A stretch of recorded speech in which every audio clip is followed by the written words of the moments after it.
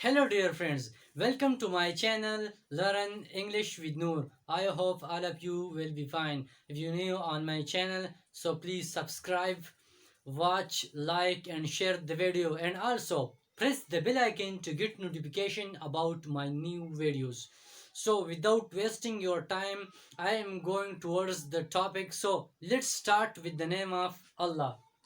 Present indefinite or present simple tense. Okay. This paragraph describes that how present and definite tense will be used and where we will use it. This tense. So present and definite tense is used to describe the daily activities and functions that we perform in the present time. Okay, so next we have the structure of present or indefinite or present simple tense. In structure, we can see at the first subject plus first form of verb plus s or es with third person singular like he, she, and it. We have number third. We have representation in Urdu. Basically, these points I include for the Urdu speakers and readers, that how they will identify a sentence that this sentence belongs from present indefinite tense or present simple tense. So here I write it that those sentences which ends on these words like tahe, tihe, tehe, tahu, tehum. So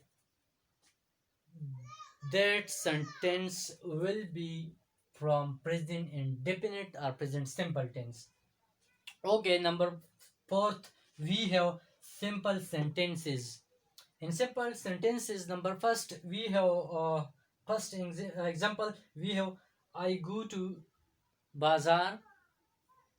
Here sentence in Urdu, if sentence ends on tahu, so we this that sentence will be included in present simple or present indefinite tense. Number second, we have she reads a book. If we see here, she is a third person singular. That is why with a verb at the end of verb I write is, because in the structure of this tense, here's also include if a sentence if we will add is or es with third person singular. So here is a third person singular.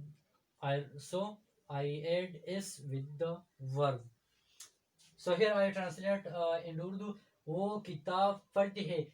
This sentence also ends on ti hai.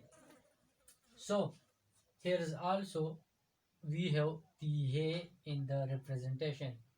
So from if a sentence like this comes and ends on ti hai, so we can say that that sentence will be from present indefinite or present simple tense.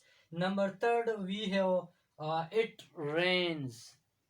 If we see, so at the end of words I also add is with verb, because in structure it is also include that with third person singular we should write s or es with verb. Okay, so also I translated it into Urdu. Barish barasti hai. So it also ends on ti hai. Here we can see ti hai is included in this in here. So okay, number fourth, we have fourth example, which is Ali goes to school. In Urdu, we can translate like it. Ali school jata hai. Here we can see that this sentence also ends on tahe here, which includes here.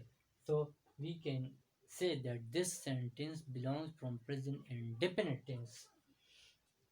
Okay, so here Ali, if we see here, so Ali is also a third person singular. That is why I add es with verb, because Ali is a third person singular, so I add with the verb es.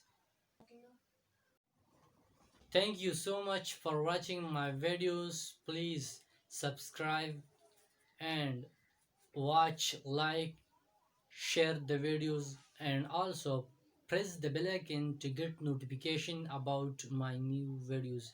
Thank you so much for watching.